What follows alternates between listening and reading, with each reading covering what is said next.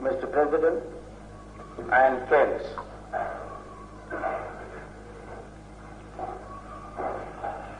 I would not have probably been so harsh on India's foreign policy but for the remarks made by the Secretary and the President of the India Council of World Affairs. India's foreign policy is a most futile foreign policy.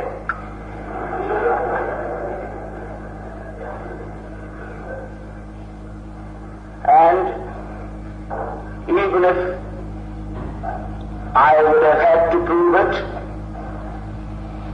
until 3 months ago, events in Egypt and Hungary have proved it for me. 10 years have passed since the advent of free India.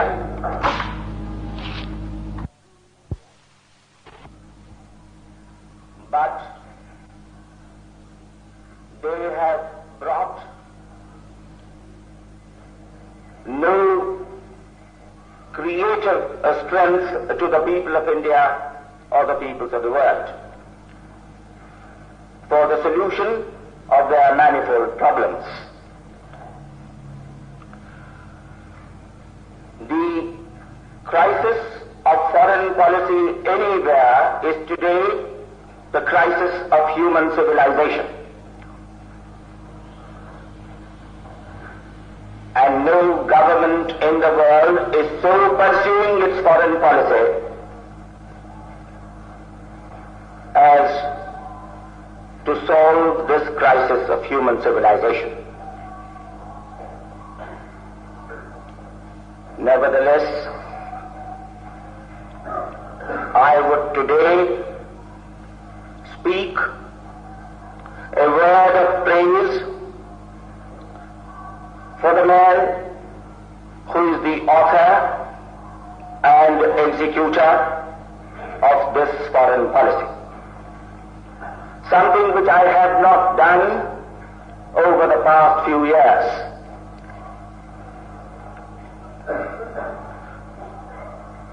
The occasion for this is the fact that once again, after the passage of 10 years, India stands before an opportunity. The leader of the India government, which is probably the best representative of the impotence and the aspirations of the colored peoples of this earth,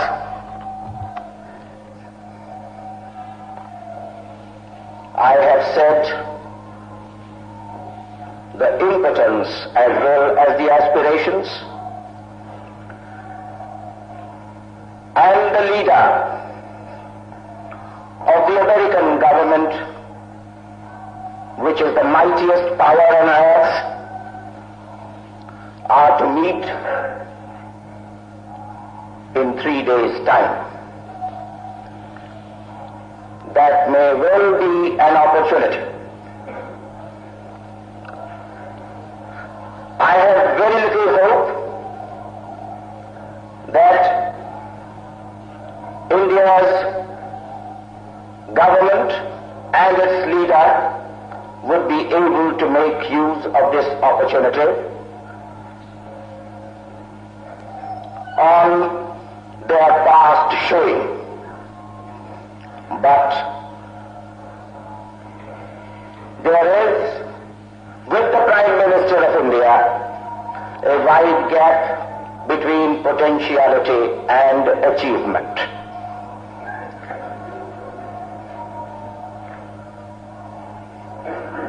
Until Mahatma Gandhi was alive, India's Prime Minister, showed abundantly his capacities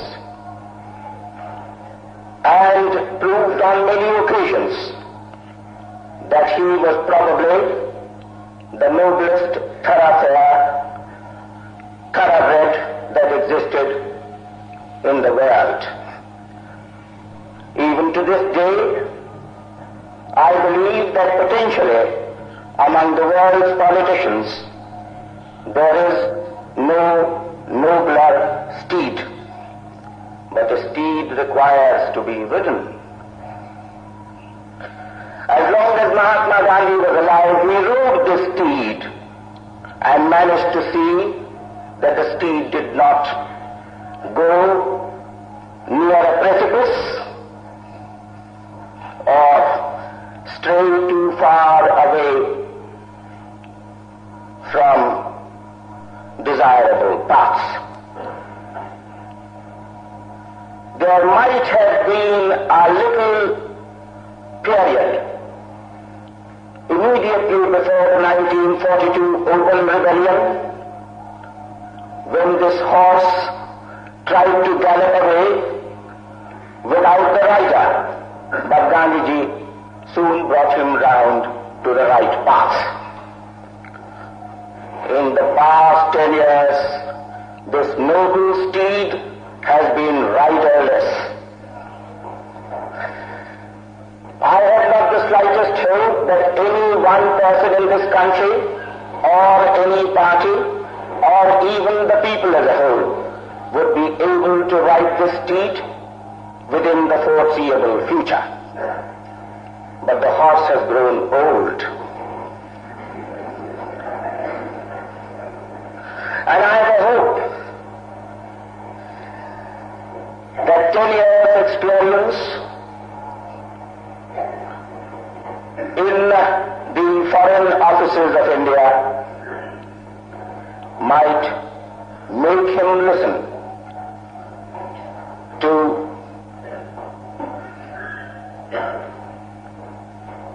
certain needs of foreign policy, not alone for India, but for all the world. Before I go on to show how the foreign policy of India and all the world have reached a blind alley, I may straight away assert that the Anglo-American alliance and the Anglo-Indian alliance and the Warsaw alliance are the three chief instruments of evil in this world.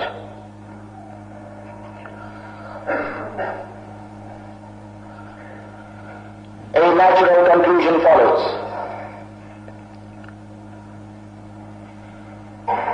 Foreign policy, even in its immediate motivation, must seek to weaken and finally to destroy these three alliances.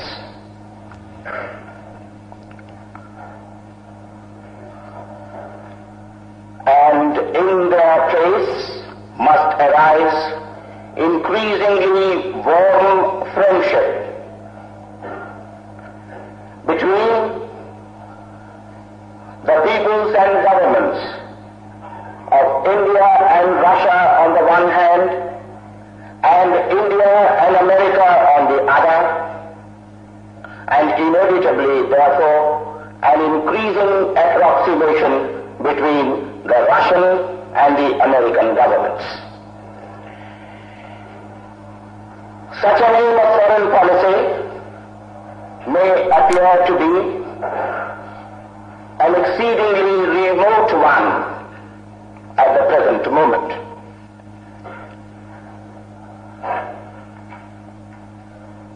Three months ago, it might even have appeared insane.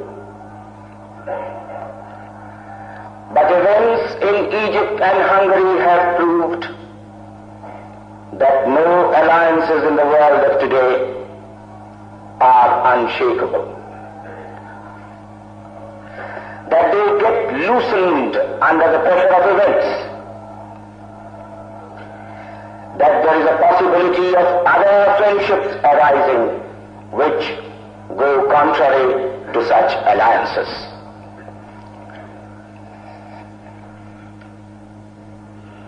Of the three evil alliances which I have mentioned,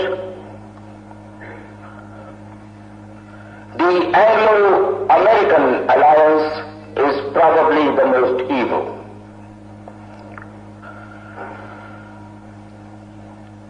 The Baghdad Pact, the NATO and the NATO, the three subsidiary system of alliances in South Asia, in West Asia and West Europe would all go to pieces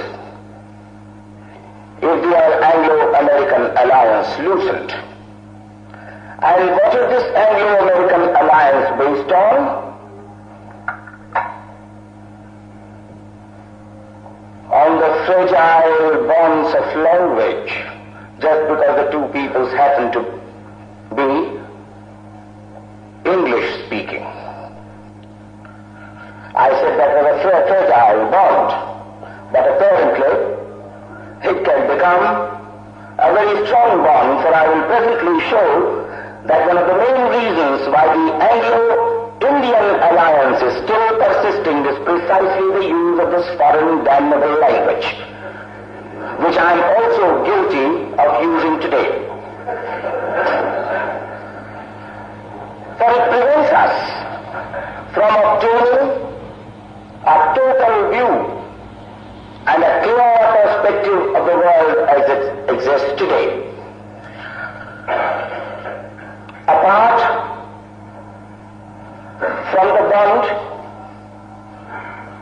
of speaking the English language which holds these two peoples and governments together, there are also certain similarities of tradition and history. And history can be a very powerful factor.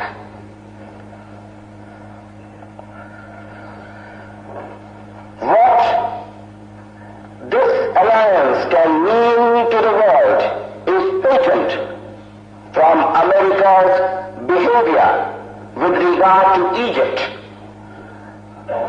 as contrasted with her behavior when aggression took place in Korea.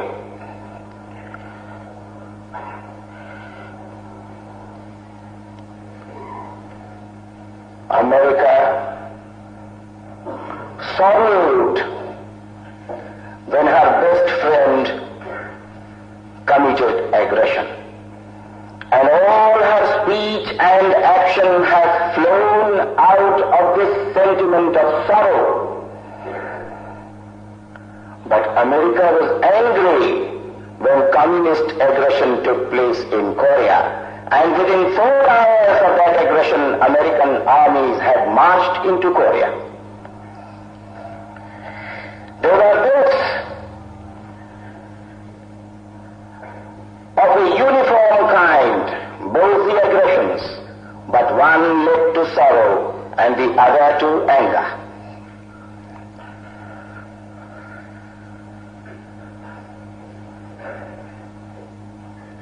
America has to carry on her back these West European governments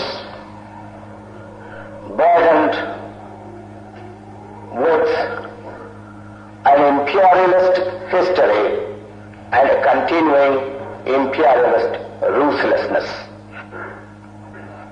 I have not the slightest doubt that continuing ruthlessness of England in Kenya and France in Algeria cannot be paralleled elsewhere, and if Indian newspapers make you aware of ruthlessness being practiced in communist satellite countries, put that down to the global war, ideological and material,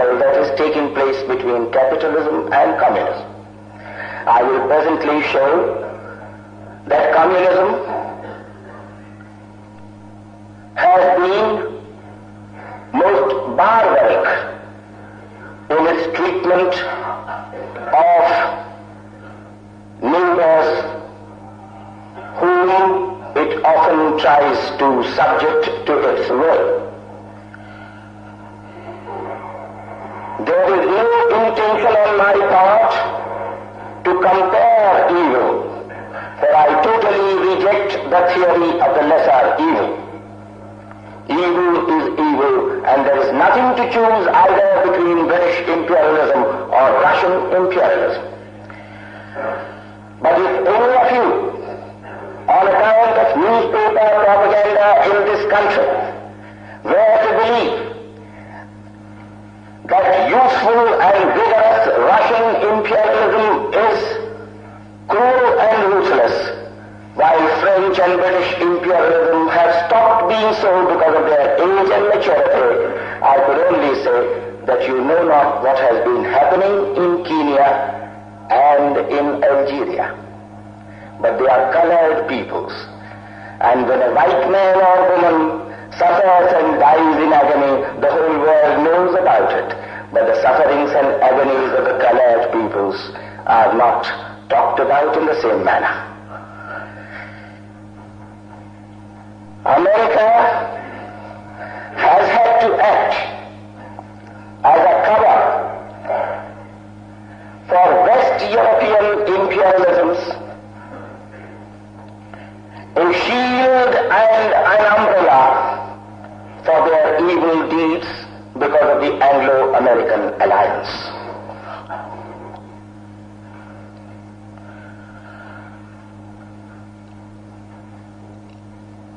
I would now show how the Anglo-Indian alliance has totally blurred India's perspective.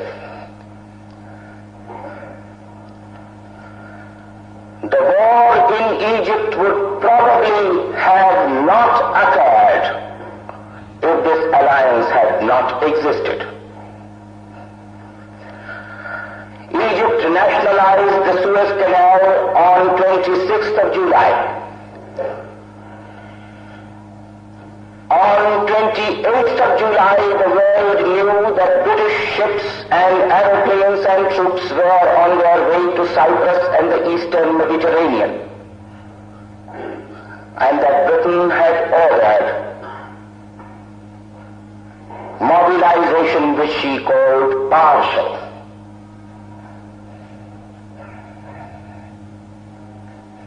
But for the Anglo-Indian alliance, the India government would at that stage have asked Britain to stop its mobilization on pain of India withdrawing from the Commonwealth.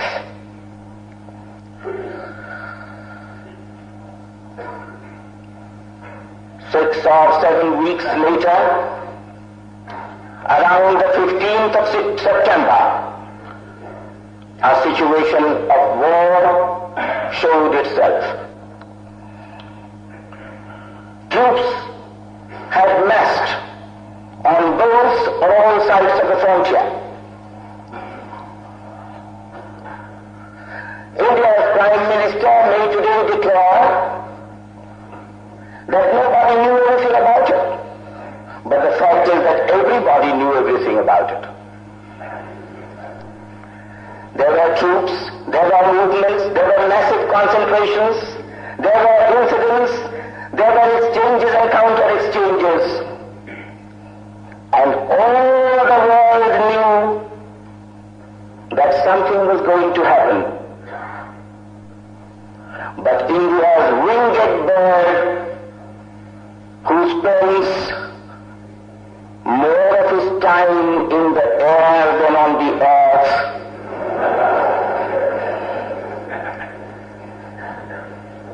was away in Kozhikode,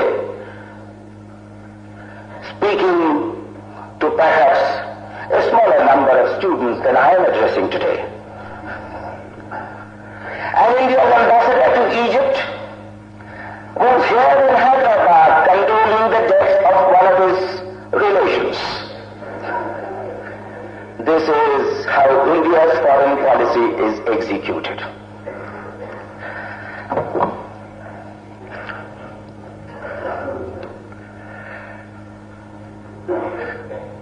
Around the 15th of September, but for the Anglo-Indian alliance, India would have told Britain in a friendly way but firmly that an attack on Egypt would be considered by her as an attack on herself. No one can be certain about world affairs and foreign policy. But one has to make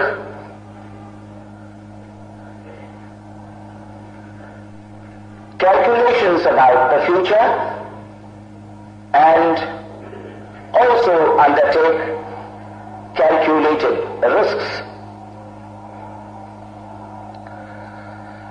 In any event, even if these two moves of the India government, the intention to withdraw from the Commonwealth publicly declared on 29th of July, the policy of regarding an attack on Egypt as an attack on India, again publicly declared on the 16th or 17th of September, would most certainly have introduced powerful new elements into the world situation, and probably the final attack on Egypt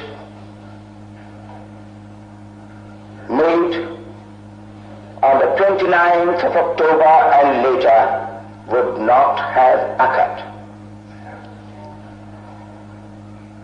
I wish to say with all solemnity that the India government, not deliberately, but out of its ignorance and prejudice, has been not a peacemaker, but a war maker in this affair of Egypt. There have been other grievous episodes. The Prime Minister of India wrote to the President of Yugoslavia some time back,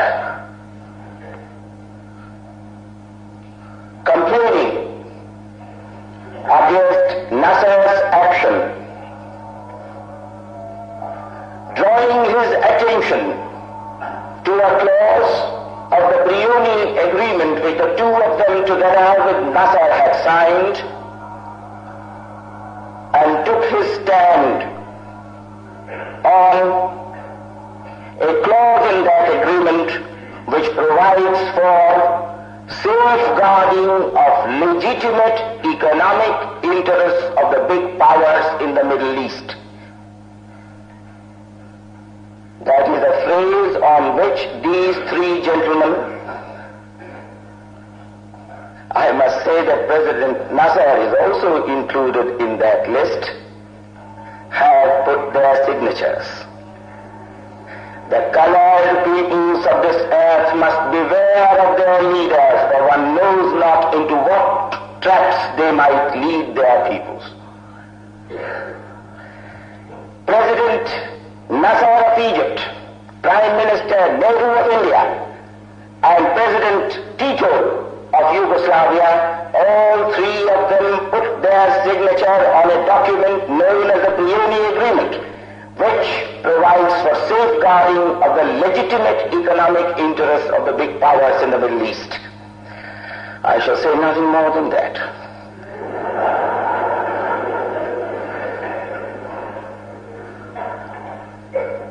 And to this day, India government's foreign office have given no explanation of the letter which India wrote to Yugoslavia.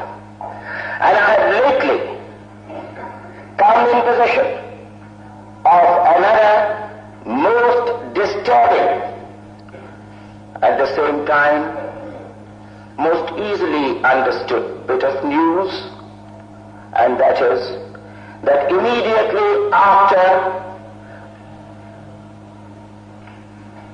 the British attack, Egypt approached India for credits.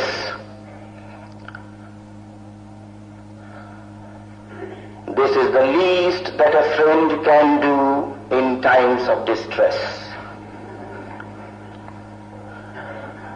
Even a poor country like India had at one time given succor to the people of Burma in their distress and extended credits running into 50 or 60 crores.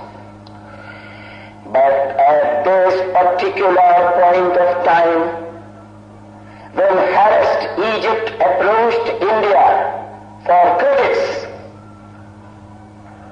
the India government refused them and was not willing to go beyond the 4 crores of credits which were already a part of the prevailing trade agreements between the two countries. When the entire story of India's foreign policy is written, not you, but your sons and daughters will know how badly these 10 years of free India were misspent. The Anglo-Indian collection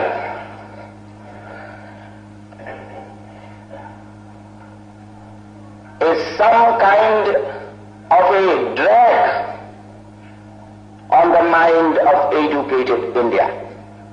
And unfortunately, India's policies, much more so her foreign policy, are made by the very few educated people at the top.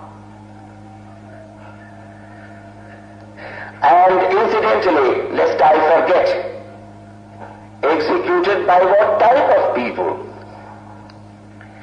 The auditor of the Government of India accounts has disclosed that one of your ambassadors replaced the silver plate in his embassy and try to imagine how much silver plate there is, all kinds of cups and saucers, or, well, if not cups and saucers, the other things, you know, those plates, and all kinds of other bowls, all made of silver. And I take it that it must have been genuine silver. Replaced.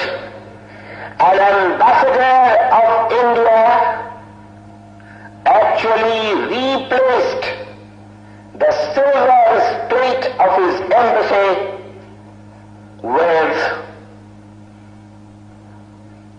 I don't know what, either stainless steel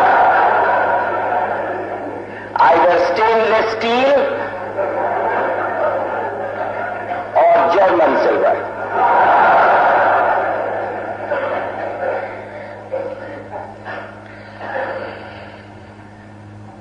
So when I said that the educated classes of India are responsible to formulating and executing India's foreign policy, I did not have people like you in mind.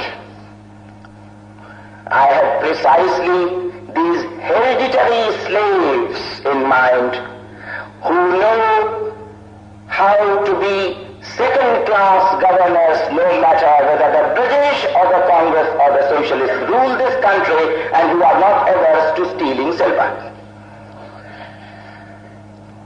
I understand that ambassador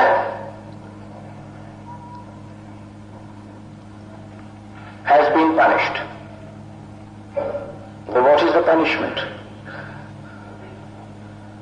He has been asked to return that silver.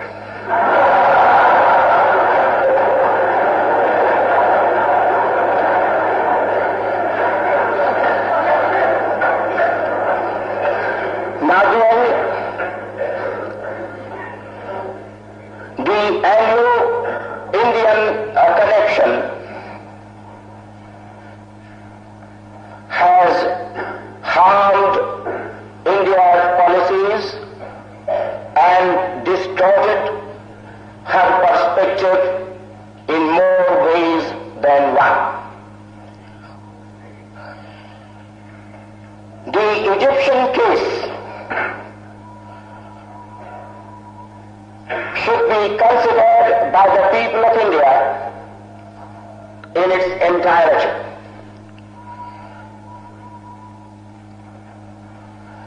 The enormous extent of the failure of man is visible in this Egyptian episode, where he contents himself with the consolation that at least it did not lead to a world war, it could be restricted to a localized war. That is the condition to which we have come to.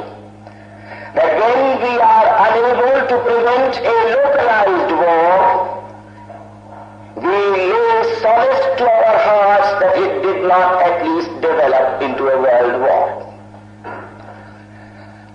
This is the extent of success or failure which man has achieved in his foreign policies today.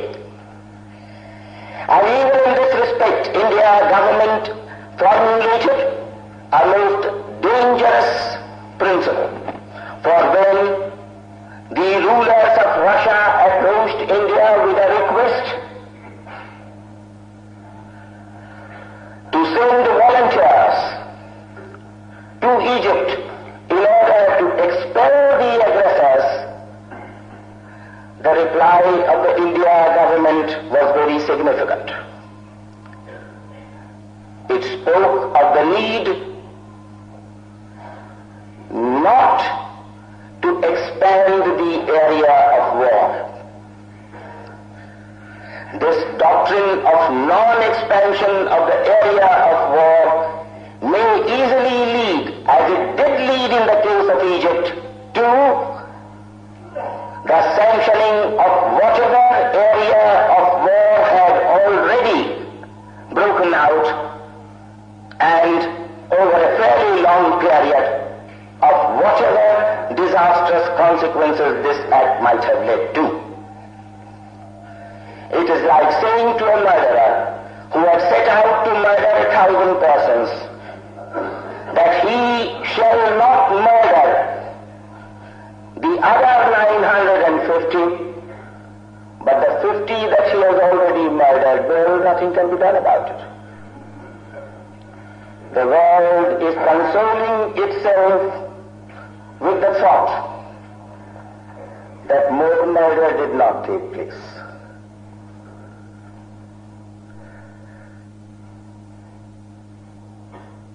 I am somewhat shattered after the Egyptian experience, both in a selfish way and as a human being. In a selfish way, I am shattered because of what might happen to my own country at any moment. Should India be attacked tomorrow by the combined might of three armies superior to her in armed power and particularly air power. And should that attack last for a whole 10 days, destroying her cities and her population, and should during all that period the world restrict itself to the passage of resolutions of sympathy and not extend to us the slightest material help, how would we feel about it? This is precisely what happened to Egypt. No material help was sent to Egypt. And while I am at this experience of India, let me point out the utter collapse of all Asian and African powers, including the Arab powers. For let this question not be confused with any trumpery sentiments of religion. If there is any proof of the fact that Islam has absolutely no role to play as a single combined force in world affairs, the Egyptian case is a perfect example. For while Egypt was being raided and pillaged, Iraq, Pakistan, Iran, and Turkey were pursuing policies contrary to her interest. And they are doing so right to this day. For at any rate 3 of these countries that I have mentioned belong to the Baghdad Pact, of which Great Britain is the senior partner. And everybody knows how Pakistan unleashed a propaganda war on Egypt precisely during the period that Britain had unleashed an armed war on Egypt.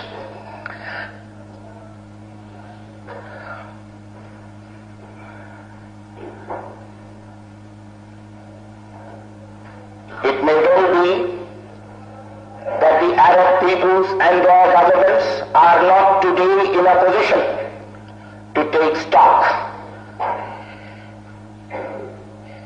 The needs of the moment are far too pressing. But a day will come when they will have to take note of the fact that the 4 crores of peoples living in Arabia and another 2 or 3 crores of Arabs living in North Africa cannot either become a united force or an agency for world peace or national reconstruction unless they are able to solve their internal problems. It is impossible for Iraq, governed by the most nefarious kind of native feudalism and dependent on oil subsidies of England and other countries,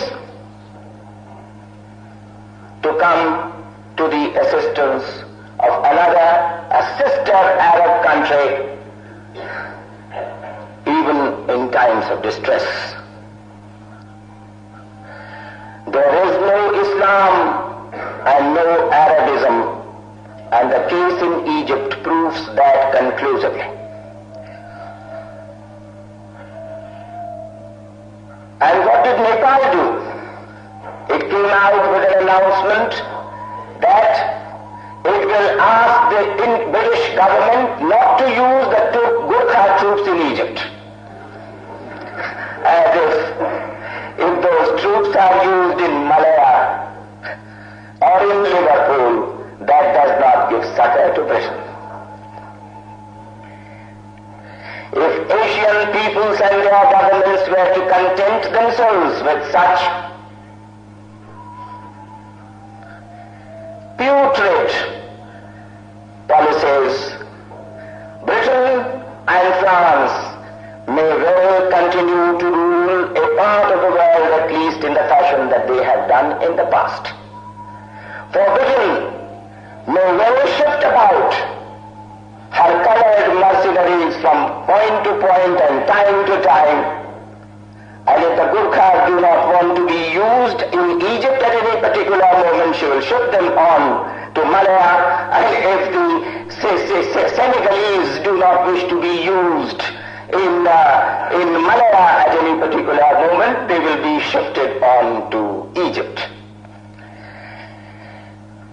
The Prime Minister of Ceylon, in a similar manner, announced that he would not let air and other bases in Ceylon be used for transportation of troops and other things to Egypt. As if British material and troops continue to be transported, let us say, between any 2 points in Hong Kong and in Gibraltar via the Cape of Good Hope over the Ceylon bases, that makes any difference. I have given you an example of the utter mendacity and miserable putridness to which Asia's statesmen and politicians can fall in their enunciations on foreign policy. Ceylon, Nepal, the Arab states, Islamic states, they have all shown that the Afro-Asian combination, the Bandung principles, are just as much an expression of meaningless piety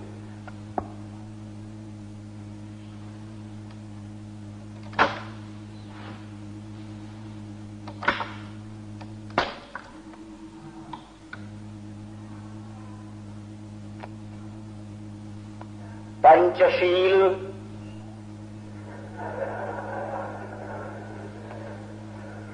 where was Panchasheel when Port Said was massacred? Panchasheel and collective security are both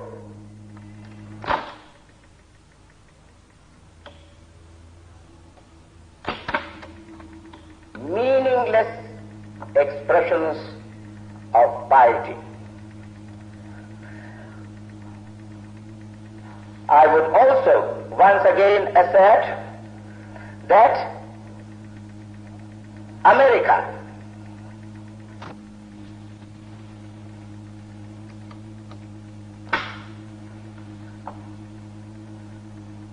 was found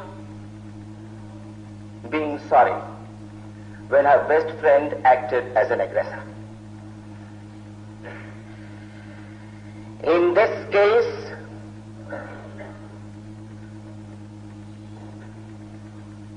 the highest and noblest expressions of human aims in foreign policy, whether in India or elsewhere, have proved to be so much froth and foam and meaningless piety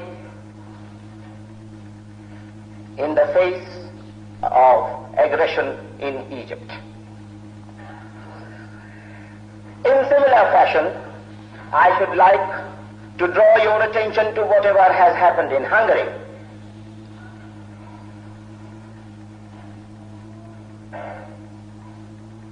The Hungarian experience has proved abundantly that communism, at least in East European countries outside of Russia, is the creed of a minority, and a cruel and ruthless creed at that.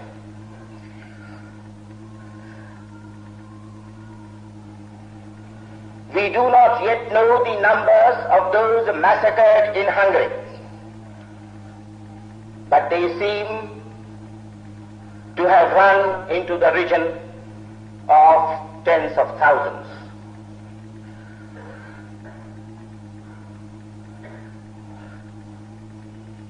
Communism in the Eastern European countries, which has now proved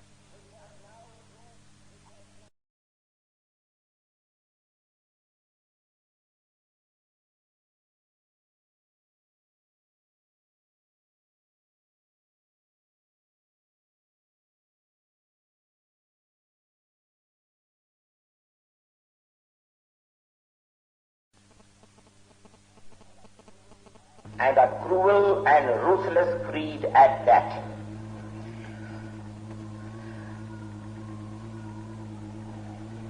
We do not yet know the numbers of those massacred in Hungary, but they seem to have run into the region of tens of thousands.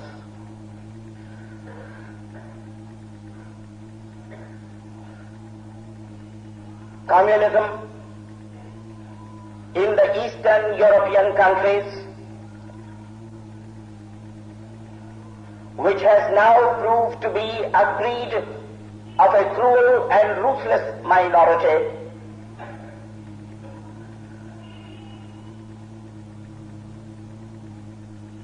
must be re-evaluated by the colored peoples of this earth.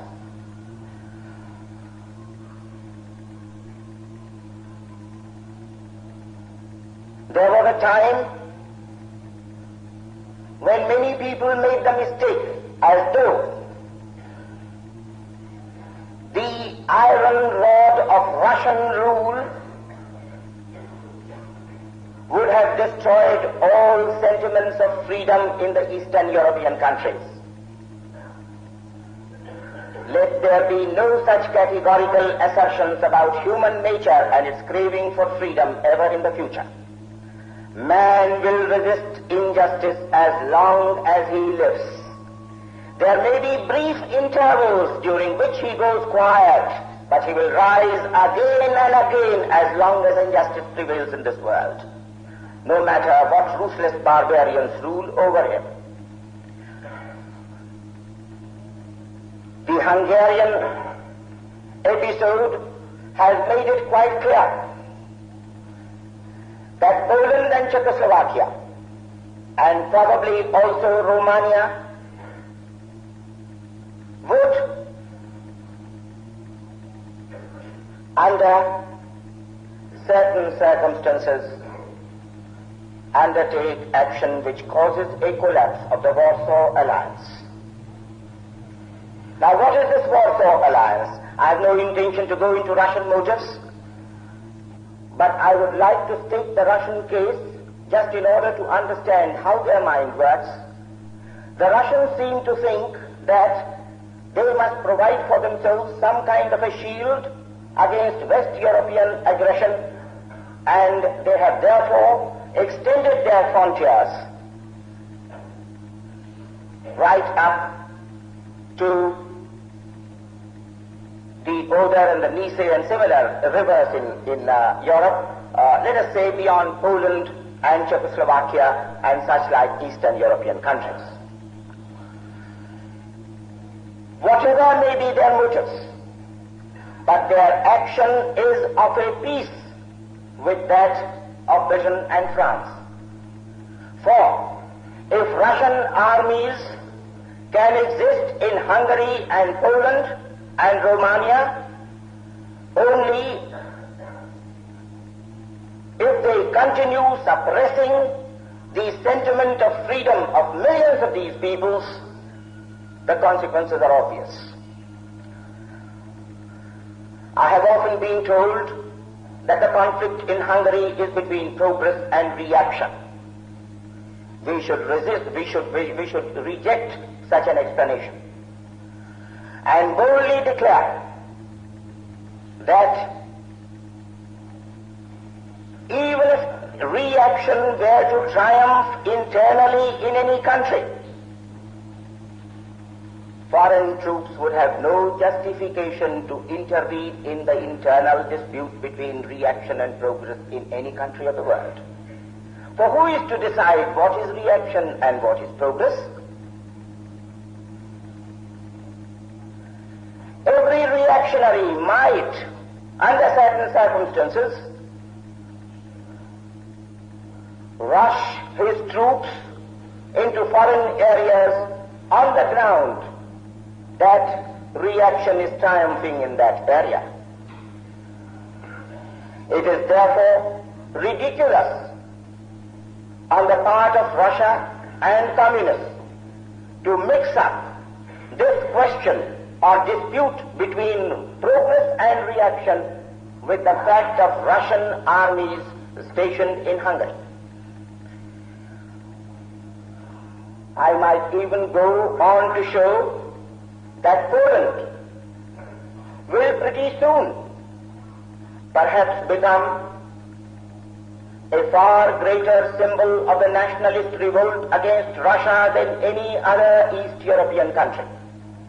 If Poland is quiet today, it is only because certain communist leaders who were held in Stalin's jails were released in time in order to become Poland's leaders.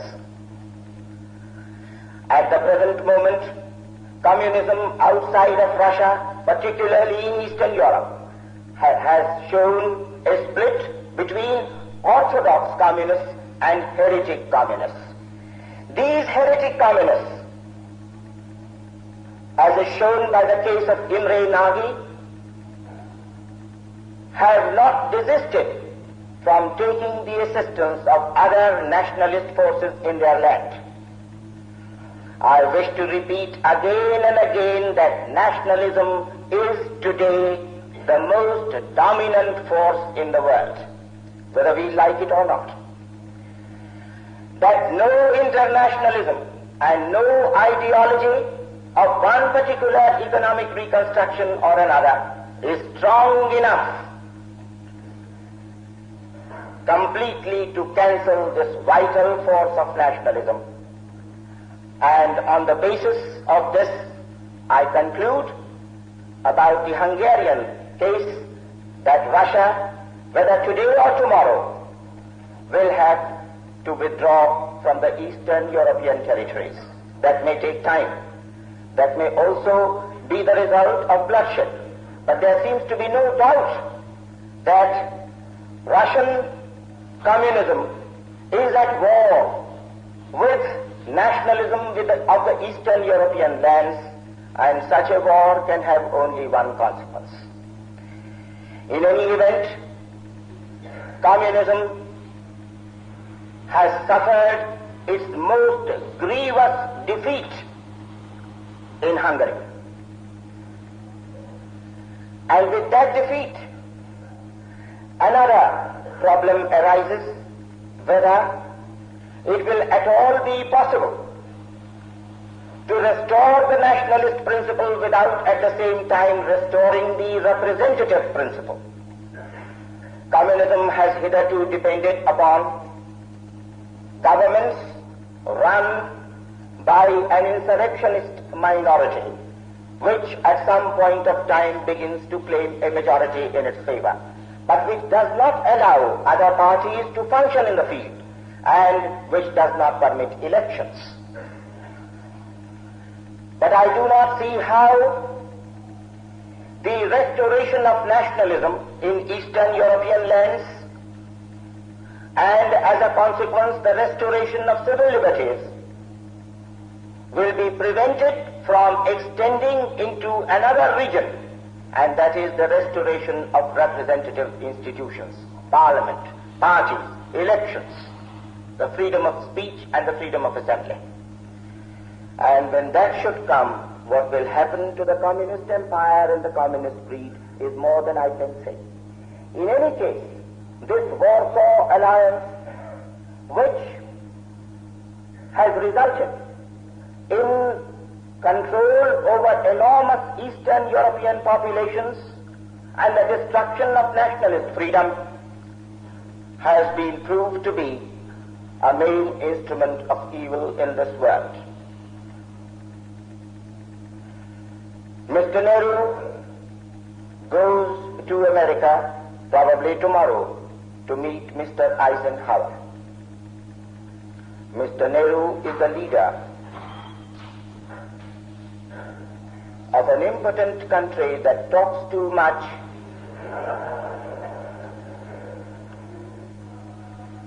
and builds very little. Mr. Eisenhower is the leader of a strong country which sends out as many as 10 lakhs travelers to roam over the earth in comfort and sometimes in glory.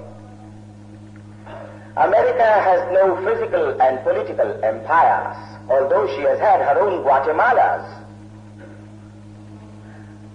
But these 10 lakhs of Americans who roam all over the earth are a symbol of America's power and wealth. And although Americans will never understand the sentiments of a colored man, not even the sentiments of their own European poor relations, let me make one point clear. America thinks that she has come to this power and wealth through her own effort. She has the natural resources. She has the natural ability. And her people are hard-working. And if they are able to become rich, what occasion is that for people like you and me to be jealous of them?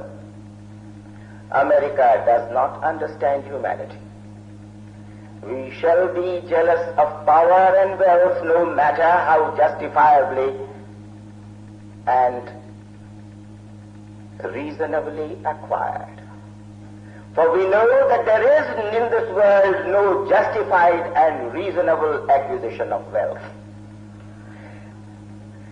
For if we are a single human family, brothers of one another, the problem will have to be faced as to within which margins of inequality shall we live.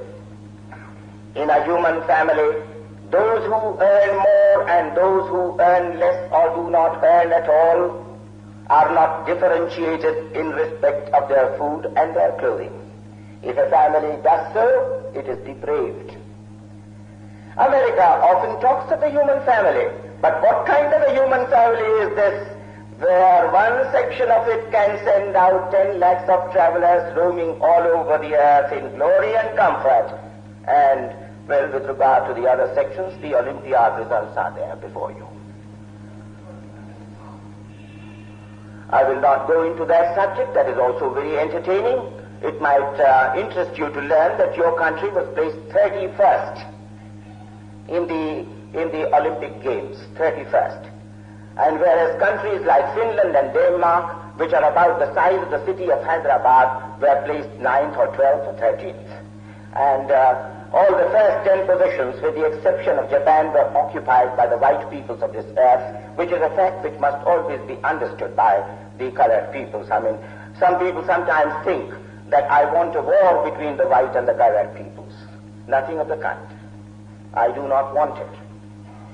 But those who want to shut their eyes to the fact, the most overwhelming fact in the world today, are preparing for a war. I want the peoples of this world to recognize that the most vital and dominating and significant split in the world today is that between the white and the colored peoples. That the white peoples own all the good things of this earth. When I say good things, I mean material things. I'm not thinking of God and prayer. Whereas the colored peoples of this earth are dispossessed of those good things of life. I am not jealous. I remember my ancestors. They have sat twice on the peak of world history. It is enough for me to get satisfaction out of that memory. I would not want my country to sit on the top again. But I would want the colored peoples of this earth to become equal with the white peoples, and that will not be possible unless facts as they exist are recognized. And there is America with this enormous wealth and power, but with an opportunity. For there is one thing which distinguishes America and Russia from the rest of Western Europe, and that is Western Europeans are physical and political imperialists. Again, I have nothing to say about their motives. Whether they are good men or bad men, all men are good and all men are bad. But the West Europeans, on account of certain accidents of history, have established political and physical rule over large parts of the earth and are still continuing to do so. In addition to this physical rule, they have also been the main sellers of manufactured commodities.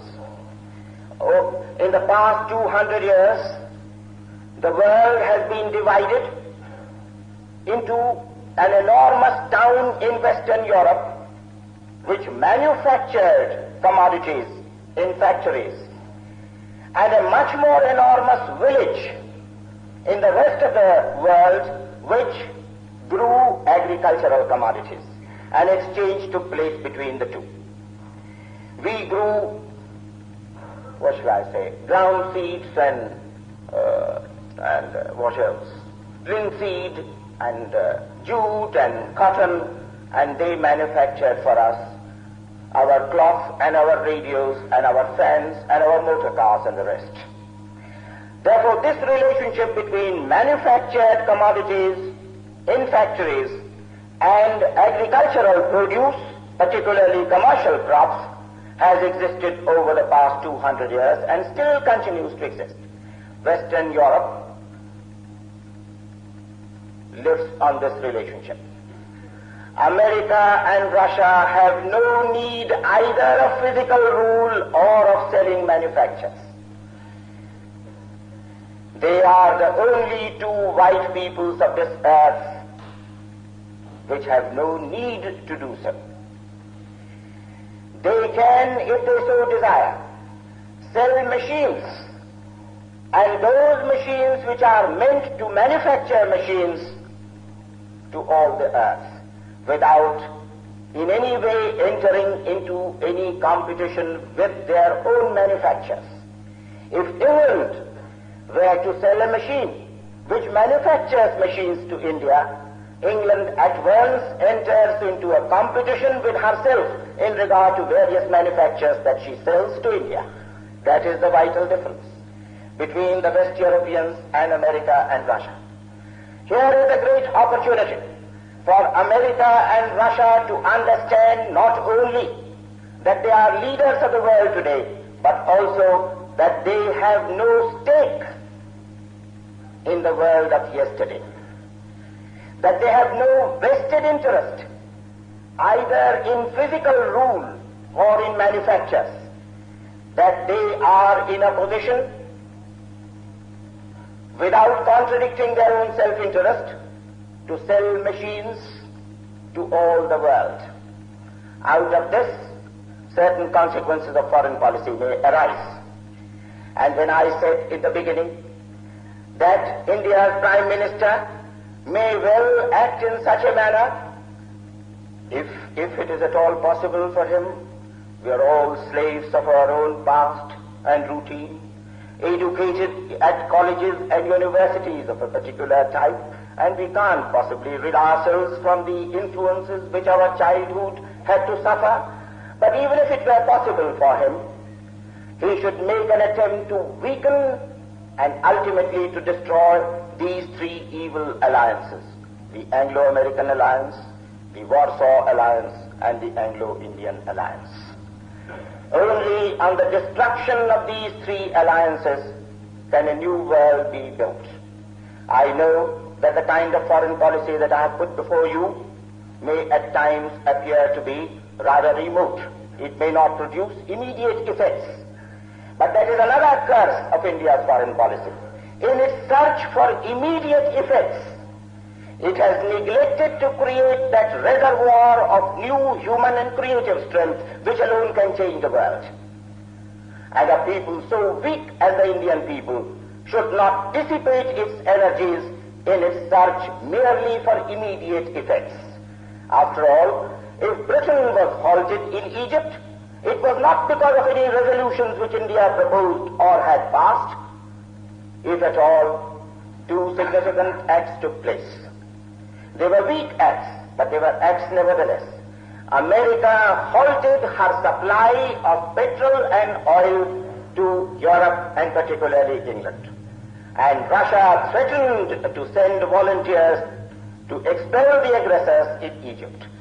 These two, one an act and the other a mere act, might have had some effect on British policy.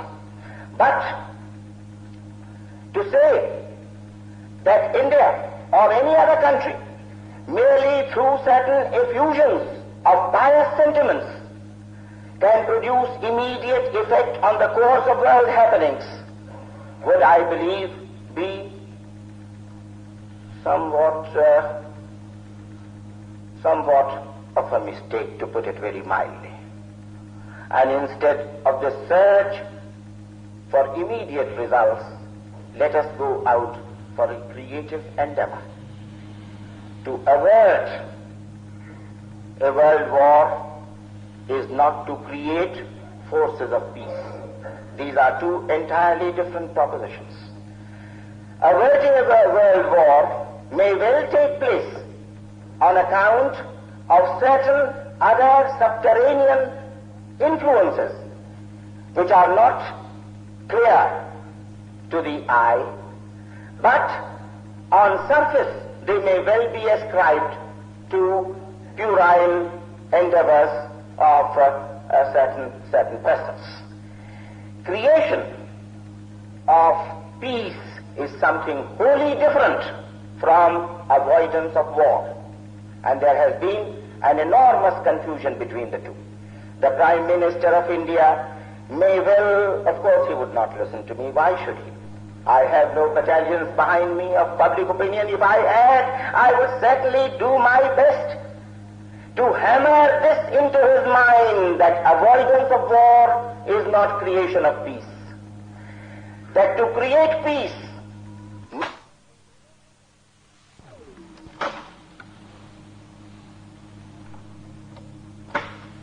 has to be encouraged and organized. And these new forces shall be encouraged and organized only when the mind is liberated from old influences. And what these old influences have been is perfectly well clear from the case of India's foreign policy from 1948 to 1957, or rather 47. You might remember that although Free India had nothing to do with the war against Germany and Japan, the state of legal war between India on the one hand and Germany and Japan on the other lasted until 1950 and 51. For 4 years, Free India was at war with Germany and Japan. Why? Again, because of that intellectual enslavement to Great Britain. Because Great Britain was at war with Germany and Japan in a legal way, not actually. Therefore, India also continued to be at war. India took reparations. In similar manner, as I have pointed out in the Egyptian case, India has behaved most haltingly in regard to Egypt, withheld credits, refused to give any material aid to Egypt only because of this intellectual enslavement to England and, of course, also the material relationship. I believe that India's armies are still to a very large extent equipped with British material. As long as this relationship lasts, there can be no freedom of India's foreign policy. And not only India's armies, but also India's factories, India's air services, and the rest of them. One has often talked of the increasing friendship between India and Russia. I do not deny that there has been at times an intellectual friendship between India and Russia of a somewhat artificial character, so that India's statesmen have often had to keep quiet over murderous things of the spirit. That again is a very faulty happening. But in regard to material bond, this much is quite clear, that Russian weapons have not come to India. The material bond still continues to be with England and with America.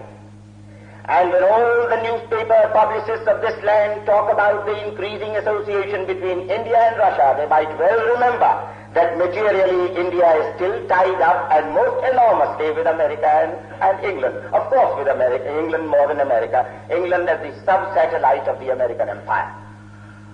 Now that being the situation, the time has come when the government and the people of India must liberate themselves from this mental stranglehold of the British and also from the material relationship that exists between the two.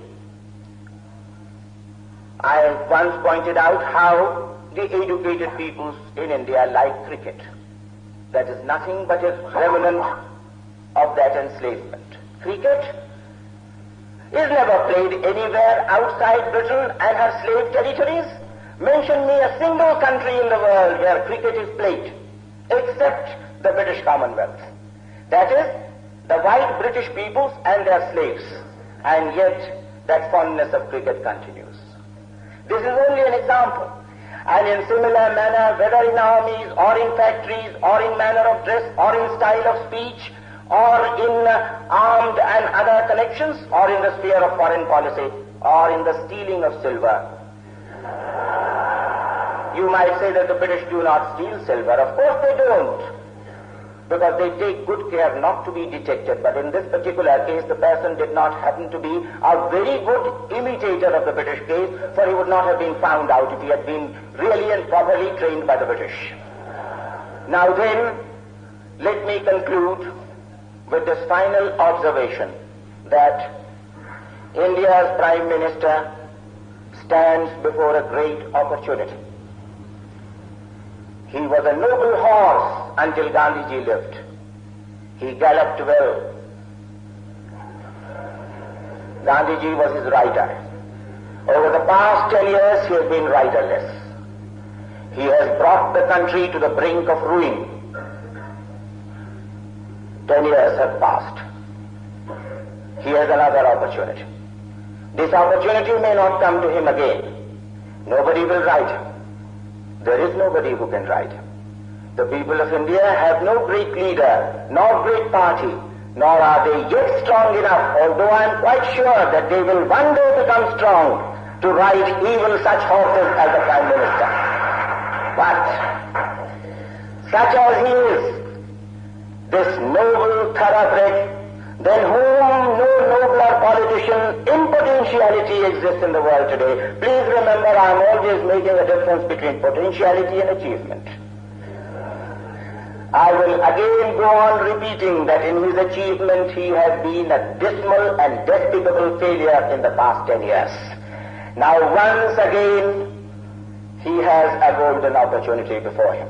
Let him do his best to weaken and destroy, ultimately to destroy, for he can't do that today, these three alliances. I know the task is difficult. History and past prejudices will stand in the way. And yet, if this job could be done, the increasing friendship between Russia and America on the one hand, and these two countries and the colored peoples of the earth on the other, may well create the new world of our dream.